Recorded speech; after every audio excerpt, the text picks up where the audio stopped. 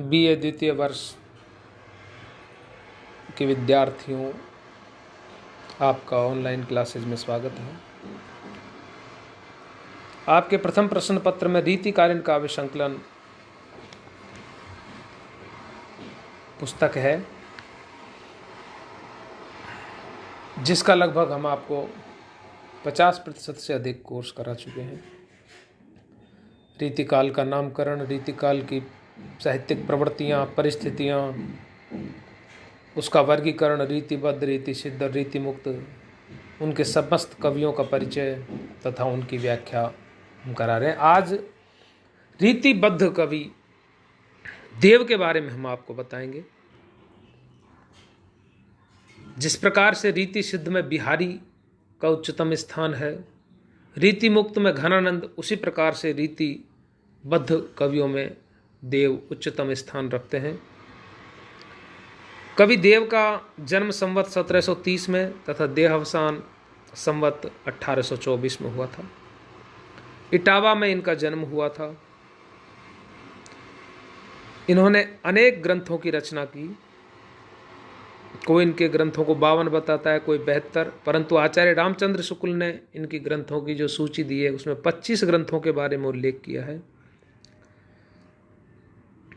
कहते हैं कि भाव विलास नामक लक्षण ग्रंथ तो इन्होंने 16 वर्ष की अवस्था में ही लिख दिया था।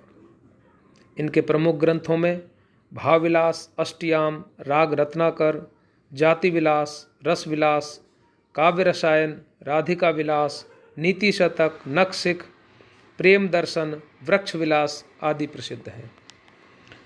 इन ग्रंथों में नायिका भेद, नखशिख वर्णन, ऋतु वर्णन, रस, अलंकार, शब्द शक्ति, नीति दर्शन आदि का निरूपण किया गया है। परंतु इनका मुख्य जो वर्ण विषय है वो श्रृंगार ही रहा है। इनका सा नायिका भेद वर्णन इस युग में अन्य किसी कवि में नहीं मिलता है।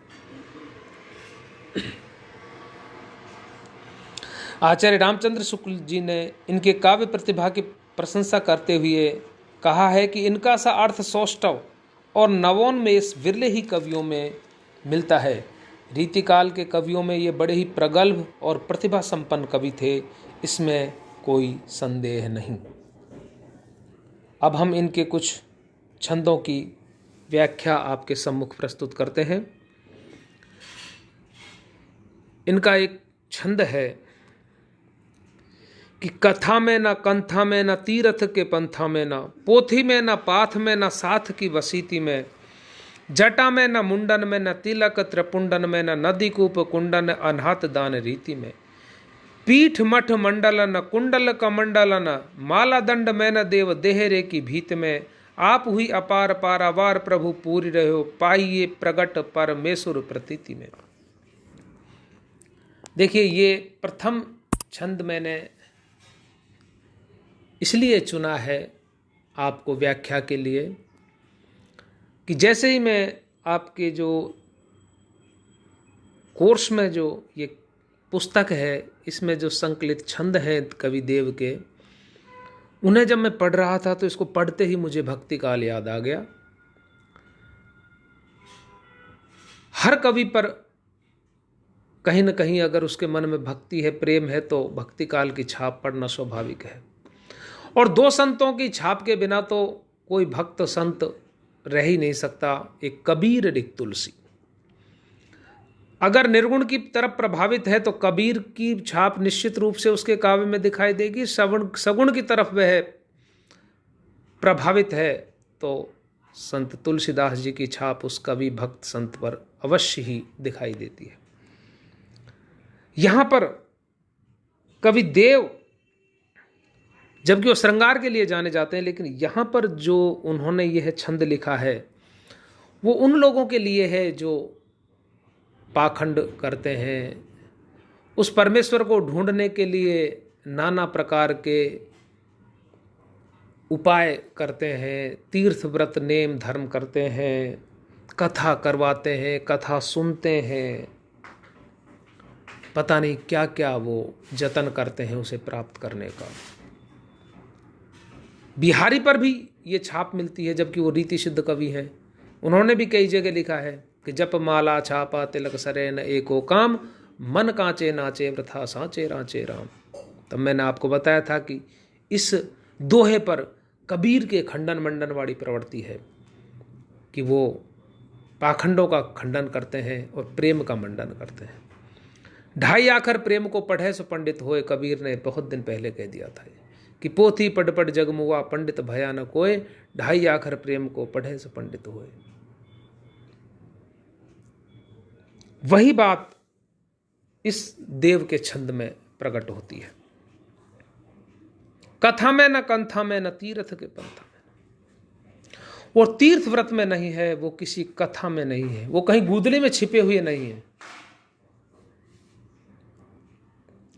तुलसी के यहां भी जब राम जी को, जब ईश्वर को खोजा जाता है, समस्त देवगण इकट्ठे होते हैं, ब्रह्मा विष्णु महेश सब, तब यही है, कोई कहीं बता रहा था, कोई क्षीर समुद्र में है, कोई कहे वैकुंठ में है। तब वहां शंकर भगवान भी विराजमान थे। उन्होंने कहा कि हरि व्यापक सर्वत्र समाना, प्रेम ते प्रकट होए में जाना, कि सर्वव्यापक हैं हरि, उन्हें प्रेम से प्रकट किया जा सकता है। अर्थात प्रेम सर्वोपरि है, प्रेम के वशीभूत है, भक्ति के वशीभूत है ईश्वर। व्यापक अलख अरूप अज सोई, भगति प्रेम बस सगुण सो होई। वो भक्ति के प्रेम से सगुण रूप भी आ जाता है, साक्षात है, जबकि वो निराकार है, परम ब्रह्म है, सर्वव्यापक है, एक है वो, लेकिन वो भक्त के प्रेम के कारण नाना रूप धारण करता है। नारद भक्ति सूत्र में भी कहा गया है, उपनिषदों में भी यही है। स्वयं ईश्वर ये घोषणा करता है कि ना हम वसामि वैकुंठे योगी नाम हृदय नचे, यद मद भक्ता गायंती तिष्ठामि तत्र नारद है। जहाँ पर प्रेम से मेरा नाम स्मरण किया जाता है, मुझे पुकारा जाता है, मुझे सत्संग जहाँ किया जाता है, वहीं मैं स्थापित हो जाता हूँ। मैं कहीं वैकुंठ में नहीं बसता हूँ। तो यही बात कवि देव कह रहे हैं कि कथा में न कंथा में न तीर्थ के पंथा में, न पोथी में न पाथ में, न साथ की बसीती में, जटा में न मुंडन में, न पोथी में हूं, न जटा धारण कर लेते हैं बड़ी बड़ी, नागा साधु बड़ी बड़ी जटाएं, कान बड़े बड़े छिदवा लेते हैं, मैं वहां भी नहीं हूं। या कोई मुंडन करा करके डोल, तिलक त्रिपुंड धारण होते हैं, जो 3-3 तिलक भुजाओं पर भी, सीने पर भी, माथे में लगाकर घूमते हैं, मैं वहां भी नहीं हूं। ये नदी कूप कुंडन, जिनके कारण समस्त तीर्थ बने हुए हैं, समस्त तीर्थों में नदी है, तालाब है, कुंड है, जहाँ स्नान करते हैं लोग, दान आदि करते हैं, नानहात दान रीति में मैं वहाँ भी नहीं हूँ। पीठ मट मंडल कुंडल कमंडल, कहीं कुंडल कमंडल ये जो धारण करते हैं वहाँ भी मैं नहीं हूँ। माला दंड मैंने जो दंड धारण करके चलते हैं, वेश धारण कर करके, माला पहन करके, या देहरी की भीति में या किसी मंदिर के भीत में मैं नहीं हूँ। देव आप हुई अपार पारावार प्रभु, अपनी आत्मा में ही मुझे खोजिए। अपने आप में आपका जो समुद्र है प्रेम का, उसी में मुझे आप ढूंढिए, पाइए प्रकट परमेश्वर प्रतीति में। तो तुम प्रकट पाओगे परमेश्वर को, आपके विश्वास में ही वह है। आपका जहाँ विश्वास है, जहाँ प्रेम है, वहीं साक्षात ईश्वर विराजमान है। तो मुझे कहीं बाहर ढूंढने की जरूरत नहीं है। तो देखिए, देव को श्रृंगारिक कवि हैं, रीतिबद्ध कवि हैं रीति काल के, लेकिन हमने सबसे पहले उनका वह छंद पढ़ा जिसकी तत्कालीन समाज को भी आवश्यकता थी, आज भी आवश्यकता है, समसामयिक में भी ये प्रासंगिक है। जहाँ लोग अपने आप से खोजें ईश्वर को, तो वो अपनी आत्मा में ही मिल जाएगा। और दूसरे पे विश्वास करें, दूसरे से प्रेम करें, तो समझो साक्षात ईश्वर आपके पास है। अब मैं आपको उनका एक आगे का प्रकृति चित्रण वाला छंद बताता हूँ कि देव के यहाँ कैसा प्रकृति चित्रण है। अनुप्रास की छटा देखिए आप, शब्दों का चमत्कार देखिए आप।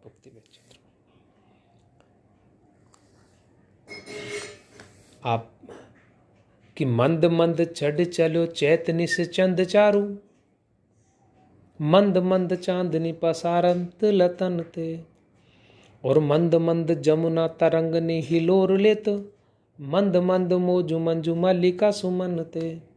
कि देव कवि मंद मंद शीतल सुगंध पौनो, देख छवि छिजत मनोज छन छन ते, और मंद मंद मुरली बजावत अधर धर, मंद मंद निकस्यो गोविंद मधुबन ते। देखिए आप नाद सौंदर्य, देखिए आप शब्दों का चमत्कार, देखिए आप अनुप्रास की छटा, देखिए आप प्रकृति का चित्रण, देखिए आप चैतन्य से चंद चारु, मधुमास चैत्र की रात्रि और उसका सुंदर चांद, मंद मंद मंद मंद चढ़ चलो चैतन्य से चंद चारु, मंद मंद कि मंद मंद चढ़ चलो चैतन्य से चंद चारु, मंद मंद चांदनी पसारत लतन ते, लताओं पर चांदनी पसर रही है, और मंद मंद जमुना तरंग ने हिलोर लेत, मंद मंद मोजु मल्लिका सुमन ते। कि देव कवि मंद मंद शीतल सुगंध पौन, शीतल सुगंध पौन चल रही है मंद, और देख छवि छीजत मनोज, काम आसक्त हो जाता है भांवरे की तरह। मंद मंद मुरली बजावत अदर धर, मंद मंद निकस्यो गोविंद मधुबन ते, मंद मंद मुरली बजाता हुआ गोविंद मधुबन से निकल रहा है। बस इसे आंखों में स्थापित करिए, इस छंद को आप पढ़ते रहिए, देखते रहिए। चित्रात्मक भाषा है, चित्र की तरह आपके सम्मुख समस्त दृश्य उभर जाएगा, आपके मानस पटल पर अंकुरित हो जाएगा। यह है। अब हम आपको उनका एक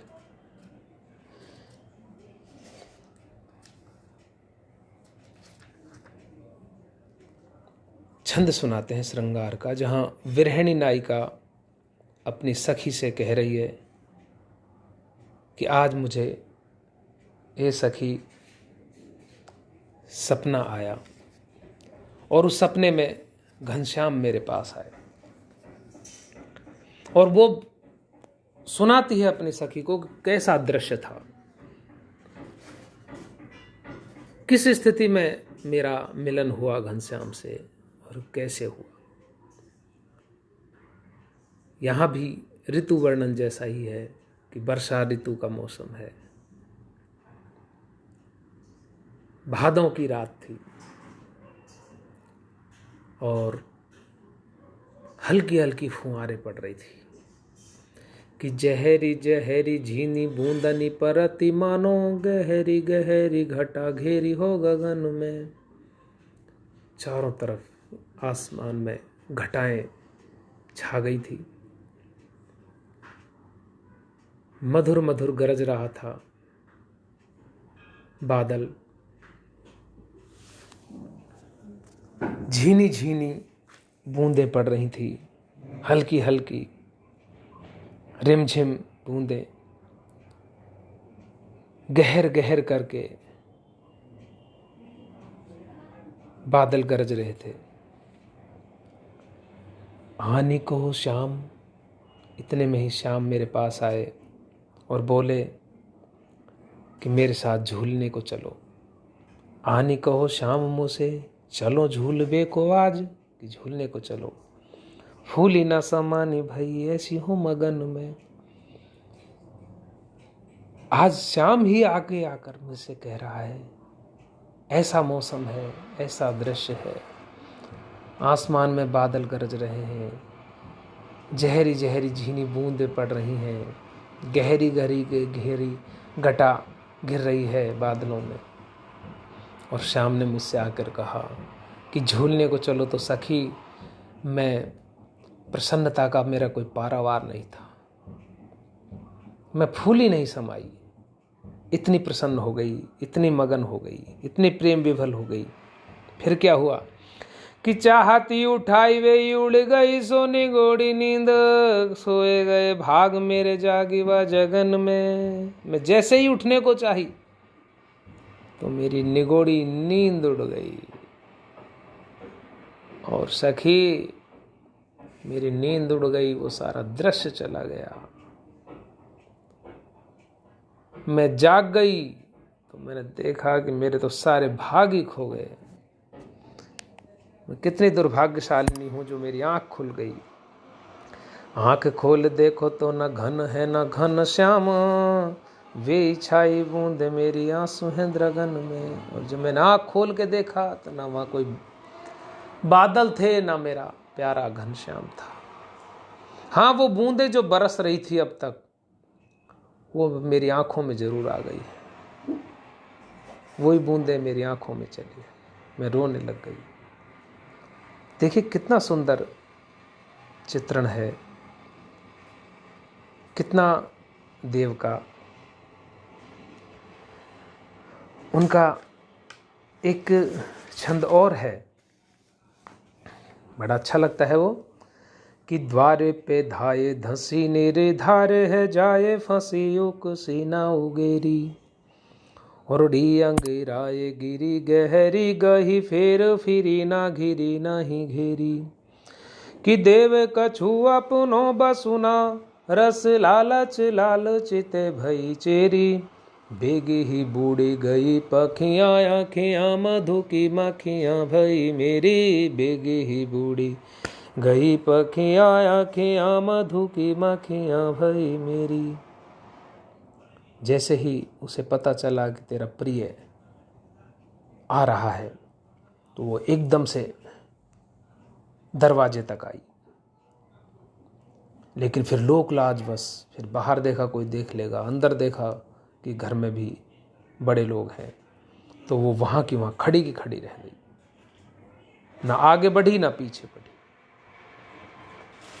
री अंगेराई गिरी गहरी फेरे फेरे फिरी ना गिरी नहीं, कि देव कछु अपनी बस ना, अपना बस ही नहीं था उसके ऊपर, क्योंकि रस लालच लालचित भई चेरी, वो तो उसकी चेरी हो गई थी उस लालच में, उस लाल की, उस कृष्ण की, मुकुंद की, गोविंद की चेली हो गई थी।